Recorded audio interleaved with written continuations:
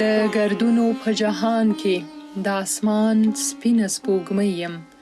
زه یو هیله د سبا یم او امید د زندګۍ یم.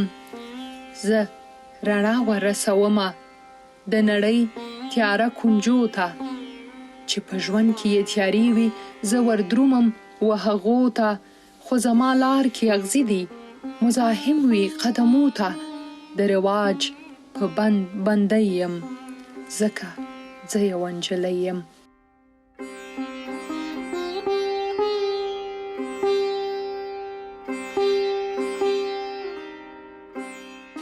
چې سهار له خوبه پاڅم پاککاري مې وظیفه ده، هم د خونو هم د لوښو صفایي مې وظیفه ده. د کور لوی واړه کارونه او خواري مې وظیفه ده. صرف د کور د نوکرۍ یم ځکه زه یوه نجلۍ یم.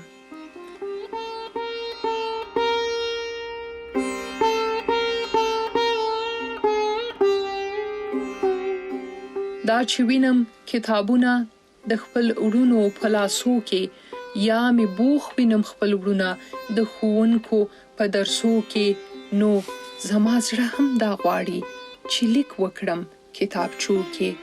خو لګیا په صفایي یم ځکه زه یوه نجلۍ یم.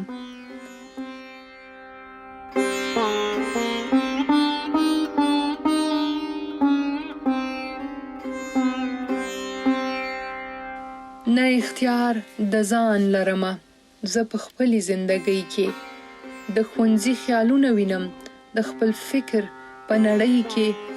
خو سبا مې ورکوینه د لالا کړې بدۍ کې. زه بدله د دښمنۍ یم ځکه زه یوه نجلۍ یم.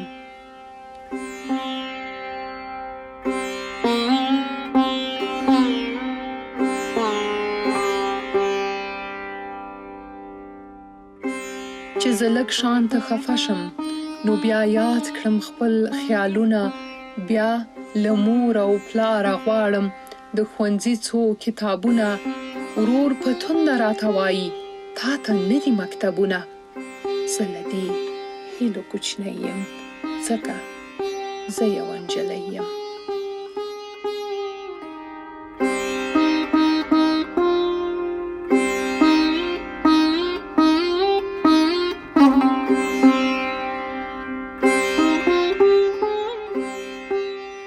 دا چې ولاړه شم ښوونځي ته وروره دا تا ته پیغور دی. د بندیز په دې نړۍ کې مې زړګی له ژونده تور دی. دا جهان یوازې ستا دی او یوازې هم ستا کور دی. زه لودینه ترې پردی یم ځکه زه یوه نجلۍ یم. او زه لودینه ترې پردی یم ځکه زه یوه نجلۍ یم.